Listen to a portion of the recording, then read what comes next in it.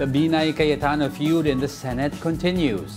Senator Nancy Binay filed an ethics complaint against Senator Alan Peter Cayetano. Binay accused Cayetano of committing slander through malicious imputations.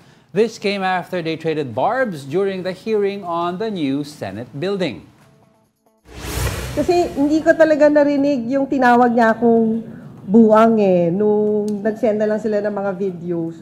Doon ka na lang nalaman na nung nakaalis pala ako, marami pa siyang mga sinabing masasakit. In response, Cayetano called Binay's ethics complaint a diversion. He added that he could also file a complaint against Binay for her alleged unethical behavior during the hearing. We started this investigation, this review, na wala tayong sinasabing may anomalya, wala tayong sinasabing may irregularity. Simple lang, 23 billion kasama yung sa lupa masyadong mahal. What did Senator Binay do? She started going around, nagmamamarites, nagkakalat ng kung ano-anong chismis, at kasama sa official chismis na kinakalat is that mali yung numbers namin. Tumatawa na yung Congress kasi nag-aaway-away mga senador natin.